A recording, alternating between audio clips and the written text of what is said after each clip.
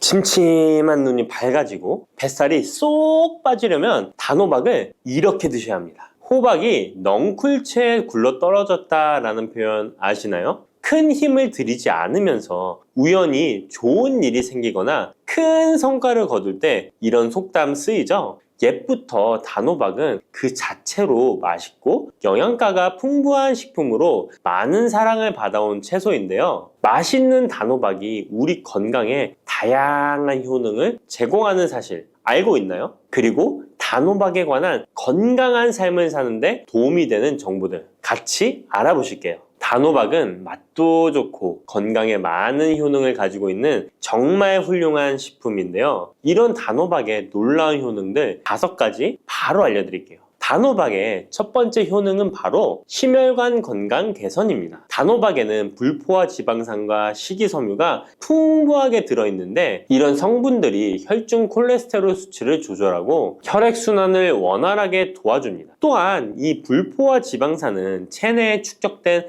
나쁜 콜레스테롤을 감소시키고 혈관벽을 건강하게 유지하는 데에도 효과가 있습니다. 또한 단호박에 포함된 칼륨은 혈압 조절에도 효과적인데요. 칼륨은 나트륨의 작용을 중화시켜 혈압 상승을 방지하는 데 도움을 주게 되는데 그래서 칼륨이 풍부한 단호박은 고혈압 예방과 관리에 유익한 식품인 것이죠. 평소에 심혈관 질환이 걱정되거나 고혈압을 관리하고자 하는 분들에게 단호박은 매우 좋은 식품인데요. 단호박을 자주 섭취하면 혈액순환이 개선되고 혈압이 안정되므로 심장질환 예방에 매우 효과적이기 때문에 심혈관 건강을 지키는데 큰 도움이 됩니다. 심혈관 건강, 이제부터는 단호박으로 예방해보세요. 단호박의 두 번째 효능은 다이어트에 효과가 좋다는 것입니다. 단호박은 저칼로리 식품으로 다이어트를 할 때 섭취하면 매우 좋은 음식인 거 아시나요? 단호박의 열량은 100g에는 약 40에서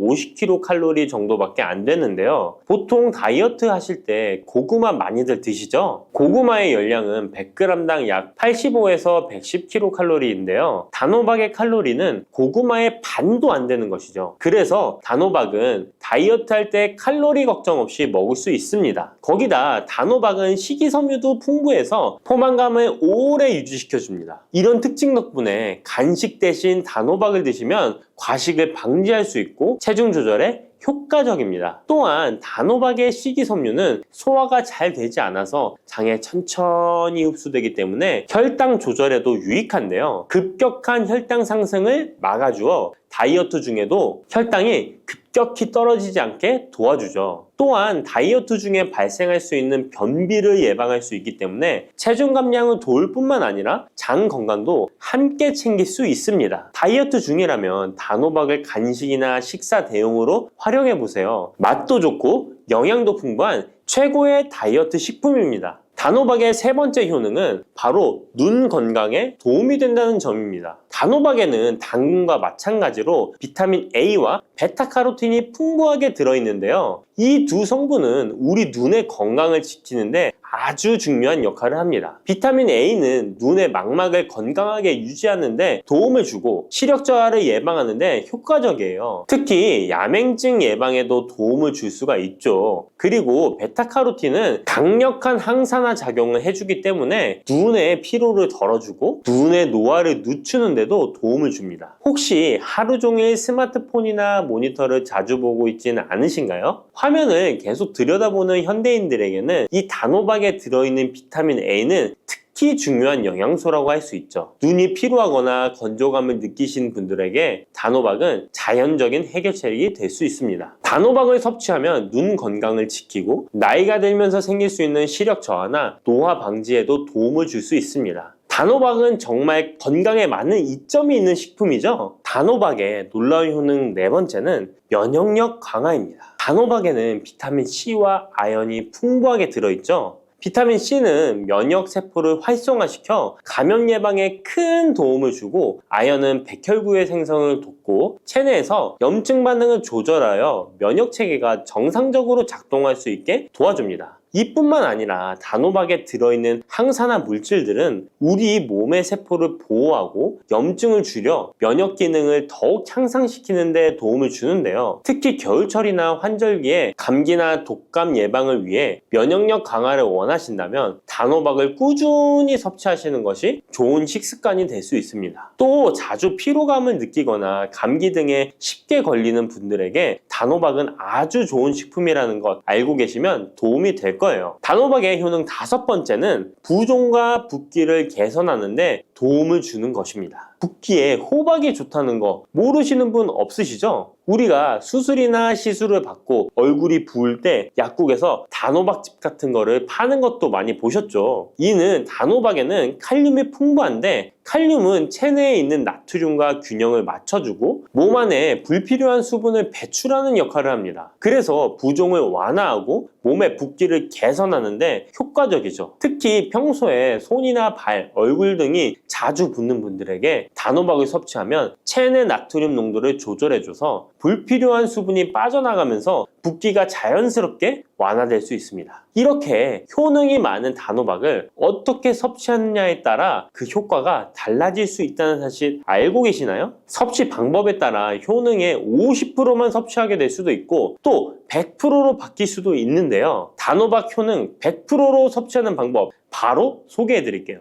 이 단호박 건강을 위해 섭취하는 방법 첫 번째는 껍질까지 섭취하는 것입니다. 단호박의 껍질은 과육과 견주어 봐도 손색 없을 정도의 많은 영양소를 포함하고 있는데요. 단호박의 껍질에는 대부분의 폴리페놀이 함유되어 있어 드실 때는 꼭 껍질까지 함께 드셔야 합니다. 단호박 껍질에는 단호박 속 알맹이에 없는 페놀산이 들어있는데요. 이 페놀산은 노화를 방지하며 혈액순환을 도와 심혈관 질환 예방에도 효과적입니다. 또한 껍질에는 비타민 A와 비타민 C, 항산화 물질들이 포함되어 있어 피부 건강과 면역력 강화에도 효과적입니다. 그래서 단호박을 섭취할 때는 꼭 껍질까지 함께 먹는 것이 좋은데요. 물론 껍질을 먹을 때는 꼭 깨끗하게 세척을 하고 농약이나 불순물이 묻어있지 않은지 잘 세척하고 확인하는 것이 매우 중요합니다. 그리고 껍질이 두껍고 질기게 느껴진다면 부드럽게 찌거나 껍질째 구워서 섭취하면 훨씬 더 편하게 먹을 수 있습니다. 단호박은 버릴 게 하나 없는 채소인데요. 호박잎도 몸에 매우 유익하다는 거 알고 계셨나요? 호박잎은 비타민 A, C, 칼슘, 철분이 풍부해서 뼈 건강에도 도움이 되고 또한 항산화 성분이 많아 체내 염증을 줄이고 소화 기능을 돕는 데에도 효과적인데요. 특히 피로 회복에 좋고 체내 독소를 배출하는 데 도움을 줍니다. 호박잎은 찜이나 볶음 등으로 다양하게 요리하여 섭취할 수 있습니다. 호박잎을 섭취하는 것도 단호박을 더 효과적으로 활용하는 좋은 방법이니 버리지 말고 꼭 같이 드셔보세요. 단호박을 먹을 때 호박씨를 빼놓을 수 없죠. 호박씨가 수면에 도움을 준다는 것 들어보셨나요? 호박씨에는 트립토판이라는 성분이 들어있어서 이 성분은 수면 개선에 큰 도움이 됩니다. 트립토판은 세로토닌과 멜라토닌으로 변환되는데 이 두 물질은 우리의 수면 리듬을 조절하는데 중요한 역할을 하죠. 그래서 불면증이나 수면의 질이 낮은 분들에게 호박씨는 정말 유용한 식품입니다.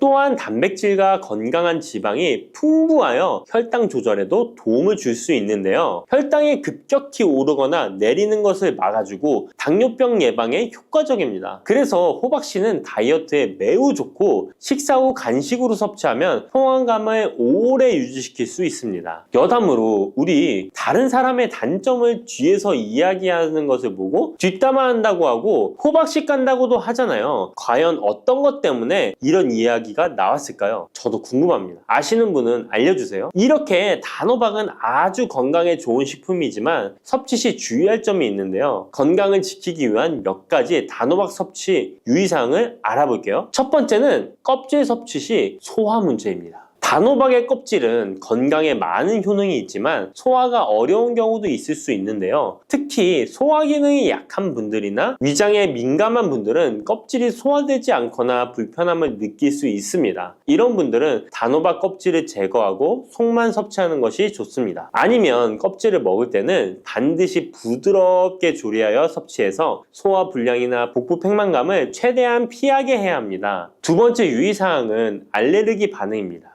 단호박은 일반적으로 알레르기 반응을 일으키는 경우가 드물지만 일부 사람들은 호박에 알레르기가 있을 수 있는데요. 특히 호박이나 호박씨에 민감한 분들은 섭취 후 발진이나 가려움 등의 증상을 경험할 수 있습니다. 이런 증상이 나타난다면 단호박 섭취를 바로 중지하고 알레르기 전문의와 상담하는 것이 좋습니다. 알레르기 반응은 개인의 체질에 따라 다를 수 있기 때문에 처음 먹을 때는 소량으로 섭취하여 반응을 확인하는 것이 안전하다는 거 기억해 주세요. 단호박 섭취에 유의해야 할 사항 세 번째는 신장 질환이 있는 사람의 섭취입니다. 단호박은 칼륨이 풍부한 식품인데요. 신장 기능이 약한 분들은 칼륨 과다 섭취가 문제가 될 수 있습니다. 칼륨이 과잉 섭취되면 신장에 부담을 줘서 부종이나 혈압 상승 등의 문제가 발생할 수 있기 때문인데요. 신장 질환이 있는 사람은 칼슘 섭취를 조절해야 하므로 단호박을 섭취하기 전에 반드시 의사와 상담하는 것이 좋습니다. 신장에 문제가 있는 분들은 단호박 섭취 시에 본인에게 맞는 양을 조절하여 섭취해야 합니다. 네 번째, 단호박 섭취 시 유의사항은 다이어트 시 과잉 섭취입니다. 아까 얘기 드렸듯이 단호박은 다이어트에 유익한 식품이라고 했잖아요. 하지만 다이어트에 도움이 되는 단호박도 조리 방법에 따라 칼로리가 달라질 수 있습니다. 예를 들어 단호박을 버터나 크림 등 고칼로리 재료와 함께 조리하면 그만큼 칼로리가 높아져서 다이어트에 좋지 않을 수 있습니다. 다이어트를 하시는 분들은 단호박을 찌거나 구운 방법으로 조리하고 고칼로리 재료를 피하는 것이 건강하고 성공적인 다이어트를 위해서 꼭 필요합니다. 또한 단호박에 포함된 당분은 비교적 낮지만 당뇨가 있는 사람은 과도하게 섭취하지 않도록 주의해야 합니다. 마찬가지로 다이어트 중에도 혈당의 급격한 상승을 막기 위해 적당량을 섭취하는 것이 중요합니다. 당근이 몸에 좋다는 사실은 이미 알고 계시죠? 몸에 좋다는 당근도 먹는 방법과 함께 먹는 음식에 따라 몸에 독이 될 수도 있고 보약이 될 수도 있다는 사실 알고 계신가요? 당근과 함께 먹으면 보약이 되는 음식, 당근을 먹는 방법, 그리고 당근을 제대로 먹을 때 나타나는 놀라운 효능까지 당근에 대한 모든 것을 알려드릴게요. 그리고 연예인이 3주 동안 11kg나 감량했다고 하는 당근 다이어트 방법도 영상 뒷부분에 있으니까 끝까지 시청해주세요. 그럼 당근에 대한 모든 것 바로 시작합니다. 당근의 대표적인 효능은 베타카로틴에서 나옵니다. 베타카로틴은 채소를 노란색, 주황색, 빨간색이 되도록 하는 성분이며 대표적인 항산화 물질입니다. 항산화 작용을 한다는 것은 항염증 작용을 한다는 것이고 항염증 작용을 한다는 것은 바로 항암 작용을 할 수 있다는 것인데요. 당근의 첫 번째 효능은 눈 건강을 좋게 한다는 것입니다. 당근의 베타카로틴이 우리 몸속에 들어오게 되면 비타민 A가 되는데요. 비타민 A는 눈 건강을 좋게 하는 성분이죠. 당근을 먹으면 눈이 좋아진다는 말을 많이 들어보셨나요? 눈 건강을 위해 루테인을 드시는 분들이 점점 많아지고 있습니다. 그렇다면 눈에 좋다는 루테인, 영양제를 먹는 것과 당근을 먹는 것은 어떤 차이가 있을까요? 영양제와 당근에는 모두 비타민 A, 루테인, 지아잔틴 등이 들어있어서 시력을 유지하고 눈의 노화를 방지해주며 황반 변성 등의 질환도 예방해줍니다. 당근에는 여기에 비타민 C, 비타민 K, 그리고 필수 미네랄이 더 있어서 항산화 효과 및 뼈 건강에도 도움을 받을 수가 있게 되고요. 우리가 혈액순환이 잘 안 될 때는 루테인 영양제를 드신다고 해도 효과에 한계가 있을 수 있어서 평소에 당근을 좀 더 드셔보시는 걸 추천해드립니다. 두 번째 당근의 효능은 노화 방지입니다. 이것도 베타카로틴의 효능과 관련이 있습니다. 노화가 된다는 것은 몸이 산화가 되고 염증이 많아진다는 것인데요. 염증이 몸 안에 곳곳에서 문제를 일으키게 되는 것이죠. 이런 염증을 없애주는 것이 바로 노화를 방지하는 건데요. 바로 당근의 베타카로틴과 비타민 C에는 강력한 항산화 작용으로 염증을 없애주고 노화를 방지해주는 것입니다. 세 번째 당근의 효능은 장을 건강하게 하고 당뇨를 예방한다는 것입니다. 요즘에 당근 주스 많이들 만들어 드시는데요. 착즙해서 드시는 분들 많으시죠? 약간 아쉬운 것은 착즙하고 남은 찌꺼기는 모두 버린다는 것입니다. 당근은 사실 식이섬유 폭탄이라고도 할 수 있는데요. 당근의 베타카로틴이 혈액 내의 염증을 제거하고 당근의 식이섬유는 장 속의 노폐물을 제거하는 역할을 해줍니다. 장 속에 유산균이 살아가려면 유산균의 먹이가 있어야 되는데요. 이 먹이를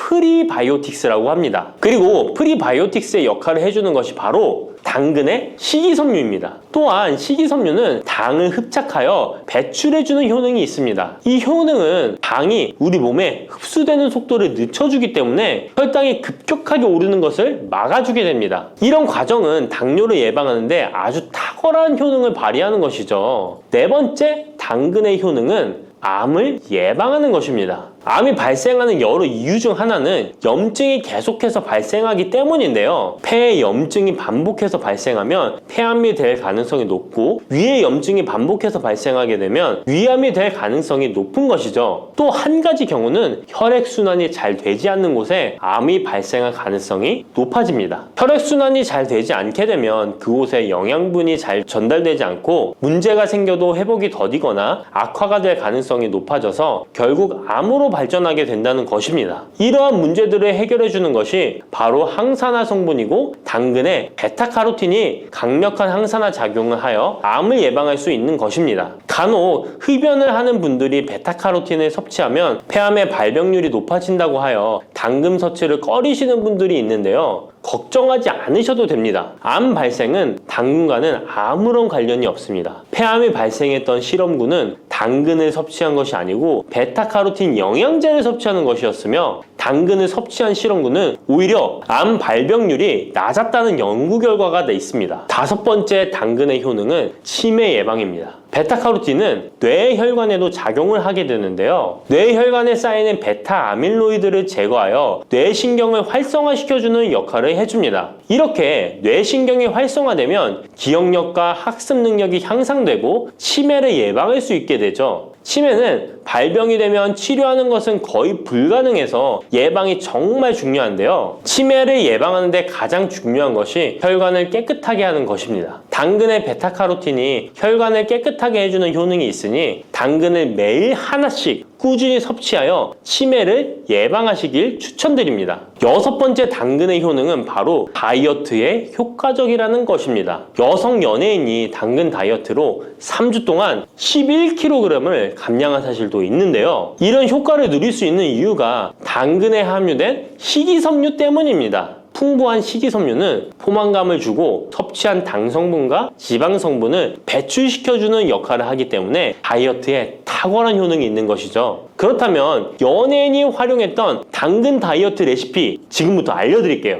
먼저 당근을 잘 씻어서 잘게 채를 썰어줍니다. 당근 1개에 소금 1스푼을 넣어서 10분 정도 저어주시고 절인 물은 꼭 짜서 버려줍니다. 그리고 올리브오일과 식초에 버무려 밀폐 용기에 담아 냉장고에서 2~3시간 숙성하신 후에 드시면 됩니다. 먹을 때는 사과를 채 썰어서 함께 드시면 더욱 맛있게 드실 수 있습니다. 이렇게 좋은 당근도 먹는 방법에 따라 효과를 10배 이상 늘릴 수도 있고 함께 먹으면 더욱 좋은 음식들이 있는데요. 우선 당근을 드실 때 다이어트가 목적이라면 생으로 드시는 것이 가장 효과가 좋습니다. 다만 식이섬유는 소화가 잘 되지 않기 때문에 장이 안 좋은 분들은 익혀서 드시는 것이 좋습니다. 그리고 당근을 드실 때는 껍질까지 함께 드시는 것을 추천드리는데요. 당근의 영양 성분은 껍질에 가장 많이 함유되어 있기 때문입니다. 그리고 당근의 베타카로틴은 지용성 성분입니다. 지용성이라는 것은 기름에 잘 녹는다는 것인데요. 따라서 베타카로틴을 잘 흡수하기 위해서는 기름과 함께 섭취하는 것이 좋습니다. 오메가3가 풍부한 올리브유나 들기름, 아마씨유 같은 기름을 사용하면 좋고요. 이렇게 기름을 사용해서 살짝 익혀 드시게 되면 생으로 드셨을 때 10% 정도 흡수되는 베타카로틴을 70% 정도 흡수할 수 있게 됩니다. 엄청난 차이죠? 기름에 볶을 때 주의사항은 너무 오래 익히지 말고 살짝만 익혀서 드시는 것이 좋습니다. 너무 오래 볶으면 오메가3를 함유한 기름도 산패되어서 문제가 될 수 있기 때문입니다. 다음으로 함께 먹으면 좋은 음식들을 알려드릴게요. 몇 년 전부터 유행하고 있는 주스 있잖아요. ABC 주스라고 하는데요. 들어가는 재료는 사과, 비트, 그리고 당근이죠. 이 세 가지를 함께 갈아서 주스로 마시면 항산화 폭탄 주스를 마시게 되는 것인데요. 이 세 가지 중에서 비트의 효능이 혈관을 확장시켜주는 역할을 합니다. 풍부한 항산화 성분들이 확장된 혈관을 따라 온몸 구석구석에 공급되어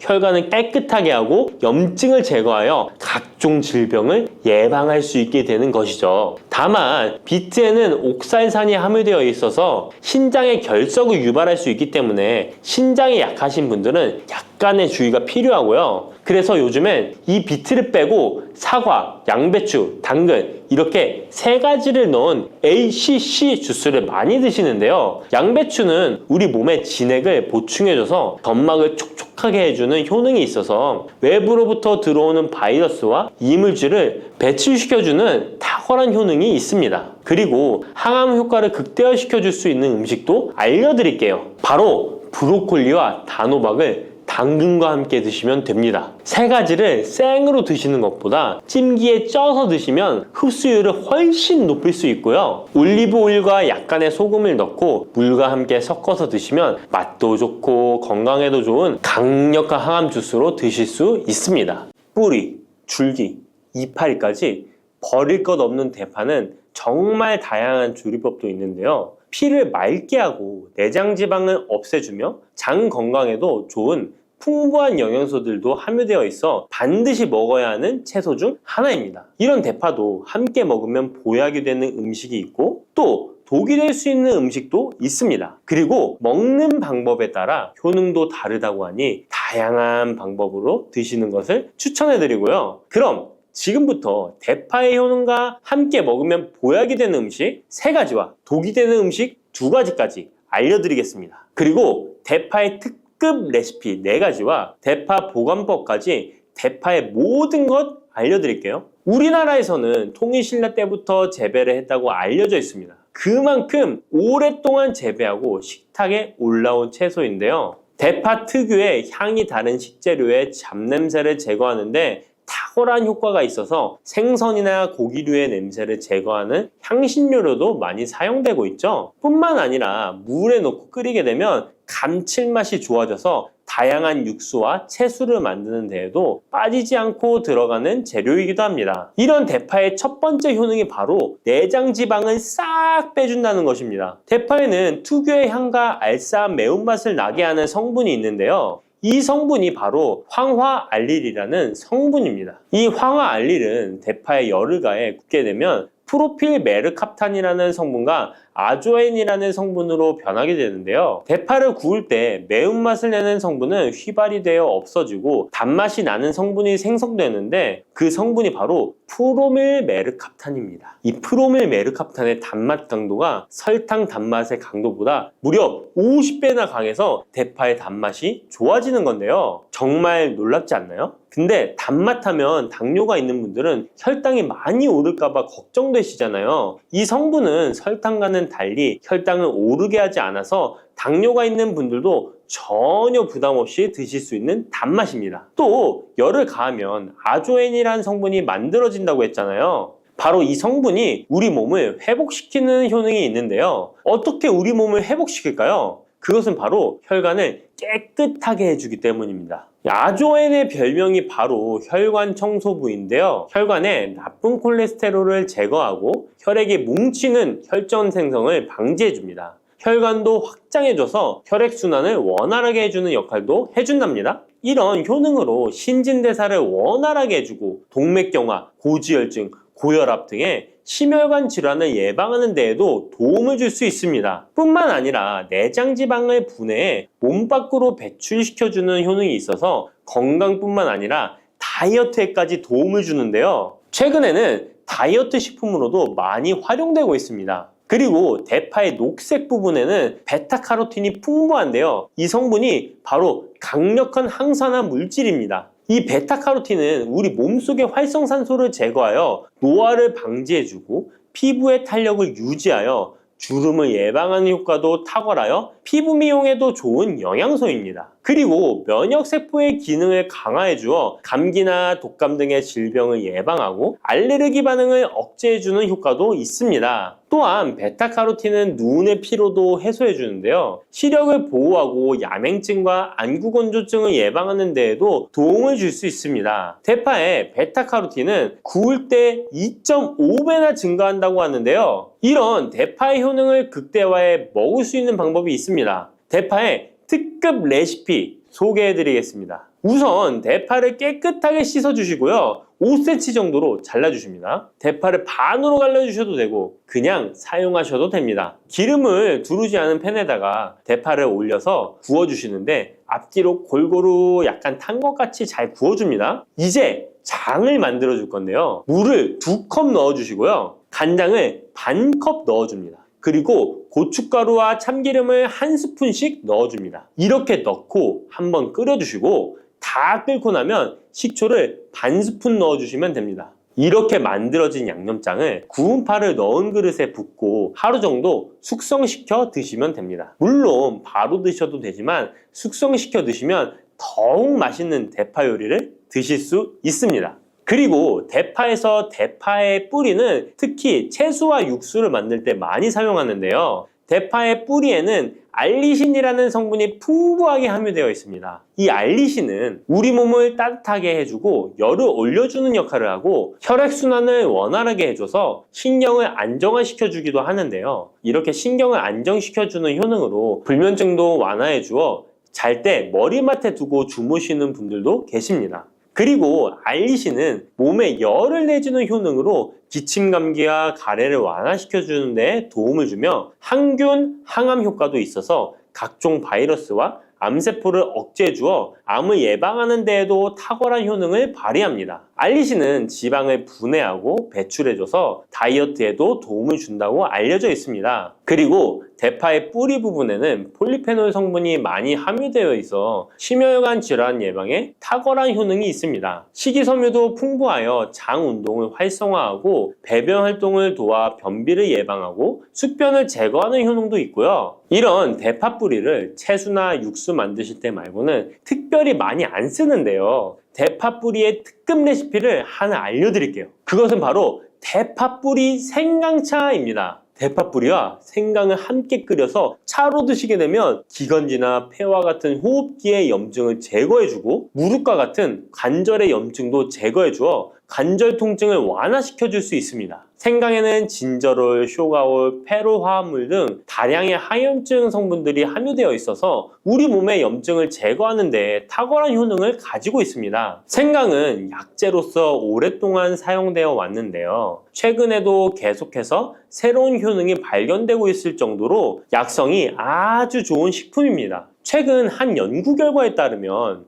생강에는 소염 진통제로 많이 사용되는 이부프로펜과 비슷한 항염증 효과가 있고 류마티스 관절염을 완화시키는 데에도 효과가 있는 것으로 밝혀졌습니다. 그럼 지금부터 대파뿌리 생강차 만드는 방법을 알려드리겠습니다. 먼저 생강을 물에 넣고 끓여주시고요. 처음에는 강불로 해주시고 끓기 시작하면 중불로 줄여서 20분 정도 더 끓여줍니다. 그 후에 대파뿌리도 넣고 3분 정도 더 끓여주시면 됩니다. 이렇게 끓인 물에서 생강과 대파뿌리는 건져주시고 따뜻할 때 드시거나 냉장고에 넣고 시원하게 드셔도 됩니다. 이렇게 대파뿌리와 생강을 함께 끓여 차로 드시면 효과를 극대화할 수 있는데요. 다만 평소에 소화가 잘 안 되시고 위가 약하신 분들은 이렇게 끓인 대파뿌리 생강차에 물을 섞어서 연하게 드시는 것을 추천해 드립니다. 이렇게 해서 하루에 1번, 2번 꾸준히 드신다면 감기 걱정도 없고 염증을 완화시켜 관절염으로 인한 통증도 줄일 수가 있을 거예요. 그리고 대파와 함께 드시면 보약이 되는 식품에는 무도 있습니다. 무를 말려서 무말랭이로 드시면 무의 좋은 성분들을 농축하여 드실 수 있다고 하는데요. 간단하게 다시 한번 알려드리자면 무를 드시면 기침과 가래를 멈추게 해주는 효능이 있고 소화를 잘 되게 해주며 혈관을 깨끗하게 해줘서 심혈관 질환에도 도움을 줄 수 있습니다. 또한 칼슘의 함량이 높아서 골다공증을 예방하고 뼈를 튼튼하게 만들어주죠. 그리고 해독작용도 뛰어나고 혈당을 조절해줘서 당뇨를 예방하는 데에도 도움을 줄 수 있습니다. 이렇게 좋은 물을 대파와 함께 드시면 그 효능이 극대화될 수 있는데요. 특히 혈액을 깨끗하게 해줘서 심혈관 질환을 예방하며 당뇨 또한 예방해줄 수 있을 뿐만 아니라 당뇨 합병증을 완화시켜주는 데에도 탁월한 도움을 받을 수 있습니다. 대파를 넣은 무말랭이 무침을 만들어 드시면 오독오독한 무말랭이 식감도 좋고 입맛도 돌게 하는 반찬으로도 정말 좋으니까 꼭 대파 무말랭이 무침도 만들어서 드셔보시길 바랍니다. 대파와 함께 드시면 보약이 되는 음식 세 번째는 바로 두부입니다. 이 대파와 두부가 만나면 우리 몸에 에너지를 공급하여 활력이 넘치도록 도와줍니다. 그 이유는 바로 대파의 알리신 성분과 두부의 비타민 B1이 만나면 알리티아민으로 전환이 되는데요. 이 알리티아민이 비타민의 체내 흡수율을 높여주고 신진대사를 촉진해서 우리 몸의 피로를 회복하고 에너지를 불어넣어 주기 때문입니다. 그럼 여기서 대파 두부조림 맛있게 만들어 드시는 특급 레시피 알려드릴게요. 먼저 잘 씻은 대파를 어슷썰기로 썰어 주시고요. 두부는 정사각형으로 깍둑 썰기를 해줍니다. 먼저 두부를 기름을 두른 팬에 구워주시고요. 노릇노릇해지면 썰어놓은 대파를 넣어줍니다. 간장을 2스푼 넣어주시고요. 고소한 참깨도 뿌려서 잘 익혀주시면 대파 두부조림 완성입니다. 정말 맛있겠죠? 이렇게 만든 대파 두부조림을 드시고 활력 넘치는 하루를 보내실 수 있을 거예요. 대파와 함께 드시면 보약이 되는 음식 네 번째 알려드릴게요. 그것은 바로 대파 팽이버섯 무침입니다. 이 팽이버섯은 버섯 중에서도 버섯 키토산의 성분이 가장 많이 함유되어 있을 뿐만 아니라 식이섬유가 정말 풍부하게 함유되어 있는데요. 버섯 키토산은 혈액 속의 지방을 분해하고 콜레스테롤을 제거해 고혈압, 동맥경화, 심장병 같은 심혈관 질환을 예방할 뿐만 아니라 체내 지방을 흡착하여 배출시켜 주어 내장 지방을 줄여주는 데에도 탁월한 효능이 있습니다. 또한 체내의 중금속의 배출을 돕고 간 건강을 돕는 효능도 있다고 알려져 있고요. 그리고 풍부한 식이섬유가 배변 활동을 도와서 숙변을 제거하는 데에도 큰 도움을 줍니다. 하지만 이 팽이버섯의 세포벽은 단단하기 때문에 그냥 드시게 되면 좋은 성분을 흡수하기가 힘든데요. 열을 가하게 되면 세포벽이 깨지면서 영양 성분의 흡수율을 높일 수 있습니다. 이런 팽이버섯과 대파를 함께 드시게 되면 내장 지방을 제거하고 혈관을 깨끗하게 하는데 탁월한 음식이 되는데요. 먼저 팽이버섯의 밑둥은 잘라버리시고요. 팽이버섯을 적당한 크기로 잘 썰어줍니다. 그리고 흐르는 물에 잘 씻어줍니다. 그리고 대파는 어슷썰기로 잘게 썰어주시고요. 적당한 용기에 계란을 풀어주세요. 팽이버섯과 대파를 넣어서 잘 섞어주고 소금 한 꼬집을 넣어 간을 해줍니다. 이제 잘 달궈진 팬에 기름을 두르고 붙여주시면 됩니다. 정말 쉽죠? 그런데 이렇게 좋은 대파도 함께 드시면 안 되는 음식이 있습니다. 대파와 함께 드시면 안 되는 음식 첫 번째는 바로 꿀입니다. 대파와 꿀은 두 가지 다 몸에 열을 올려주는 효능이 있습니다. 한의학에서는 대파와 꿀을 함께 먹으면 위장에 탈이 나고 더부룩한 현상이 나타날 수 있다고 하는데요. 대파와 꿀을 함께 먹으면 위에서 소화액 분비를 억제하여 소화불량을 유발할 수 있기 때문인데요. 또한 꿀은 알레르기 반응을 일으킬 수 있는데 대파와 함께 먹으면 알레르기 반응이 더 악화될 수 있다는 것을 알아두시면 좋고요. 꼭 기억하셔서 대파와 꿀은 함께 드시지 않기를 추천합니다. 또 대파와 함께 드시면 안 되는 음식은 미역입니다.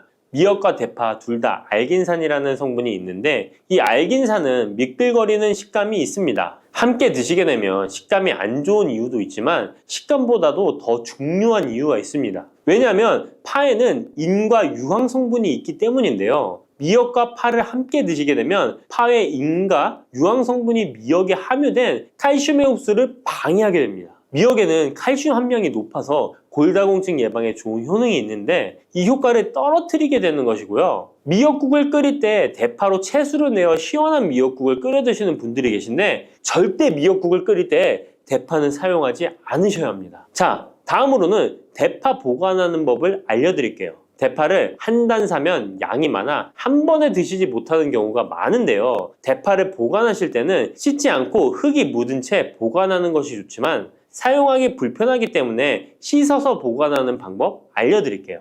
우선 잘 씻은 대파를 줄기와 잎부분으로 나눠 잘라주시고요. 물기를 제거하고 키친타올을 넣은 지퍼백에 줄기와 잎부분을 나눠 담아 냉장고에 보관해 주시면 됩니다. 이렇게 하시면 2주에서 3주 정도는 보관 가능하시고요. 더 장기간 보관하시려면 냉동을 하시면 되는데, 냉동 보관하시려면 대파를 사용하기 원하는 크기대로 잘라서 지퍼백에 넣어 냉동하시면 됩니다. 이렇게 하시면 냉동된 대파를 꺼내서 요리하실 때 바로 사용하실 수 있을 겁니다. 단백질 폭탄으로 알려진 두부는 건강식으로 많이 드시는 대표적인 식재료입니다. 그런데 두부를 잘못 드시면 오히려 건강을 해칠 수 있다는 사실 알고 계신가요? 두부를 먹을 때 독이 되는 최악의 경우, 그리고 두부를 어떻게 먹어야 우리 몸에 보약이 될 수 있는지에 대해 알려드리겠습니다. 두부가 오히려 건강을 해치는 첫 번째는 바로 GMO 유전자 변이된 콩으로 만든 두부를 먹을 때입니다. 2018년 보도자료를 보면 수입콩을 사용해 만든 두부 7종류 중에서 6종류가 GMO 성분이 검출되어 파문이 일었던 적이 있습니다. GMO는 원래 생산성을 향상시켜 식량 부족 문제를 해결하고 비타민, 미네랄 등의 영양소를 강화하거나 질병 저항성을 높여 건강에 도움을 주기 위해 유전자를 변이하여 재배하는 것입니다. 또 제초제나 살충제의 사용량을 줄일 수 있어서 환경오염도 줄일 수 있는 장점이 있습니다. 하지만 이렇게 재배된 것을 섭취했을 때 건강에 대한 안정성 문제와 생태계 파괴 등의 논란은 끊이지 않고 있습니다.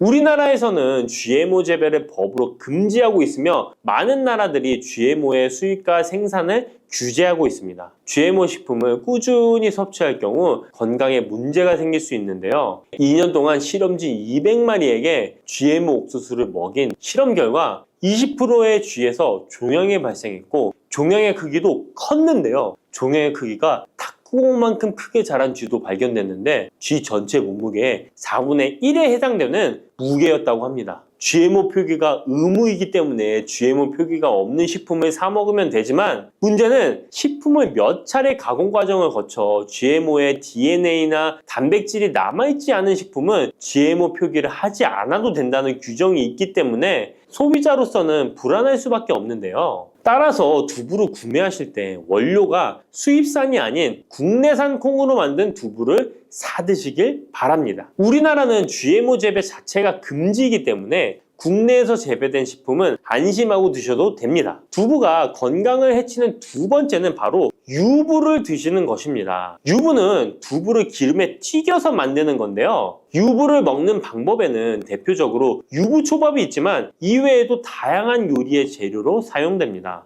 유부의 고소한 맛과 부드러운 식감 때문에 다양하게 사용되지만 건강에 해로울 수 있으니까 주의하셔야 됩니다. 두부를 기름에 튀겨 만든 유부는 칼로리가 높아질 뿐만 아니라 트랜스 지방이 생성됩니다. 트랜스 지방은 혈관 내 콜레스테롤을 증가시키고 심혈관 질환의 위험을 증가시킵니다. 이로 인해 대사증후군과 뇌 기능에도 영향을 미쳐 인지력, 학습 능력을 감소시키는 부작용을 일으킬 수 있습니다. 유부를 아예 드시지 말라는 게 아니라 맛이 좋고 간단하게 식사 대용으로 드실 수 있는 유부만 맛이 좋고 간단하게 식사 대용으로 드실 수 있는 유부지만 과하게 드시지 않고 적절히 드시면 좋겠죠? 세 번째, 두부를 드실 때 주의할 점은 시금치와 함께 드시면 안 된다는 것입니다. 시금치는 철분이 풍부하게 함유되어 있어 빈혈 예방에 효과적으로 알려져 있습니다. 또한 비타민 A, 루테인, 제아잔틴 등의 영양소가 풍부하여 눈 건강 증진에 탁월한 효능이 있고 마그네슘, 비타민 K 등이 풍부해서 뼈 건강 증진에 효과적인 것으로 알려져 있습니다. 그러나 문제는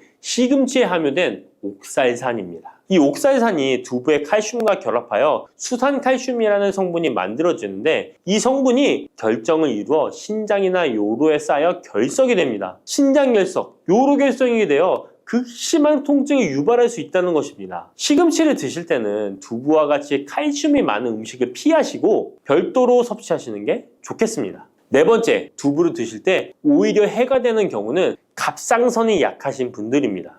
두부에는 사포닌이라는 성분이 함유되어 있는데 사포닌을 많이 섭취하게 되면 요오드가 몸 밖으로 과도하게 배출될 수 있습니다. 요오드는 갑상선 호르몬의 합성과 조절을 돕는 아주 중요한 성분인데요. 요오드가 부족하게 되면 갑상선 호르몬인 티록신의 생성이 부족하게 되어 갑상선의 기능을 제대로 하지 못하는 상황이 발생할 수 있습니다. 이렇게 되면 갑상선 저하증이 생길 수 있고 무기력해지고 피로가 회복이 잘 안 되며 우울증, 부종, 집중력 저하 등의 다양한 증상을 야기할 수 있습니다. 갑상선에 문제가 없는 분이라면 두부를 많이 드셔도 문제가 되지 않지만 이미 갑상선이 약하신 분들에게는 안 좋은 영향을 줄 수 있는 것입니다. 그렇다면 두부는 어떻게 드셔야 두부의 효능을 최대한 높일 수 있는지 알려드리겠습니다. 두부는 기본적으로 단백질이 풍부한데 이뿐만 아니라 리놀렌산, 레시틴, 피토스테롤 등의 성분이 풍부해서 몸 안의 콜레스테롤 수치를 낮춰주고 혈액순환을 원활하게 해서 동맥경화, 심근경색, 뇌출혈 등의 심혈관 질환을 예방할 수 있습니다. 또한 두부는 체력과 근력을 유지하는 데 큰 도움을 주는데요. 바로 두부의 풍부한 단백질 때문이죠. 근육은 매일 일정량이 새로운 근육으로 대체되기 때문에 매일 단백질을 공급해줘야 되는데요. 우리 몸에 단백질을 공급해주기 위해 정말 유용한 음식이 두부인 것이죠. 또한 두부에는 콜린이 풍부한데 콜린은 알츠하이머성 치매를 예방하는데 탁월한 효능을 발휘하게 됩니다. 두부는 탈모 예방에도 도움이 되는데요. 머리카락의 원료인 단백질을 보충하는데 도움이 될 뿐만 아니라 이소플라본이 풍부해 남성 호르몬을 조절해줍니다. 따라서 호르몬성 탈모 예방에 도움을 줄 수 있는 것입니다. 또한 두부는 건강하게 장수하는 데 도움이 되는데요. 많은 과학자들의 연구 결과 건강하게 장수한 사람들의 특징이 식물성 단백질을 꾸준히 섭취했다는 사실을 발견했고 동물성 단백질을 식물성 단백질로 바꿔 섭취했을 때 사망의 위험성이 낮아진다는 연구 결과도 있습니다. 이러한 효능이 극대화가 되려면 소화 흡수가 잘 되어야겠죠. 두부 중 소화 흡수가 가장 잘 되는 것이 바로 순두부입니다. 순두부는 일반 두부와 마찬가지로 비질을 분리한 콩물에 응고력이 약한 응고제를 넣어 만든 것인데요. 그렇기에 훨씬 부드럽고 소화 흡수가 잘 되는 형태가 되는 것입니다. 하지만 단점은 일반 두부보다 단백질, 섬유질 등의 영양 성분의 함량이 떨어지는데요. 이런 단점을 보완하기 위해 계란과 함께 드시면 좋은 대안이 될 수 있어요. 순두부찌개에 계란이 들어가 있는 것이 맛뿐만 아니라 영양적으로도 찰떡궁합인 것이죠. 순두부와는 식감이 완전히 다른 쫄깃한 두부면이 요즘 인기가 높아지고 있는데요. 밀가루를 대체할 수 있는 다이어트 식품으로 많이 알려지고 있습니다. 다양한 면 요리에 사용되는데 단순히 두부를 면 모양으로 만든 것이 아니라 일반 두부보다 단백질의 함량이 2배 정도 높아서 건강에 더욱 좋은 식품입니다. 두부에서 수분을 빼고 응축시켜 만들기 때문에 같은 무게당 영양 성분의 함량이 높아지는 것입니다. 두부는 양배추와 함께 드시면 좋은데요. 두부는 단백질이 풍부하지만 비타민C와 섬유질이 부족한데 양배추와 함께 드시면 모든 영양소를 골고루 섭취할 수 있게 되는 것입니다. 또 귀리를 넣은 잡곡밥과 함께 드시면 좋은데요. 귀리에 풍부하게 함유된 식이섬유와 베타글루칸과 두부의 단백질, 칼슘을 충분히 섭취할 수 있는 것입니다. 두부는 그리고 미역과 김, 다시마와 같은 해조류와 함께 드시면 좋은데요. 이런 해조류와 함께 드시게 되면 두부의 단백질을 흡수하는데 극대화가 되고 두부의 사포닌으로 인한 요오드 배출을 해조류의 풍부한 요오드 성분이 상쇄시켜 줄 수 있는 것입니다. 두부와 함께 먹으면 좋은 음식으로는 토마토가 있습니다. 토마토에는 라이코펜이라는 강력한 항산화 성분이 함유되어 있어서 세포의 노화를 방지하고 활성산소를 제거하여 혈관을 건강하게 보호하며 암을 예방하는 효능도 있습니다. 두부와 토마토 그리고 계란까지 함께 살짝 볶아 드신다면 풍부한 영양 성분을 섭취할 뿐만 아니라 암 예방과 체중 감량에도 좋고 피부 미용에도 탁월한 효능을 누릴 수 있습니다.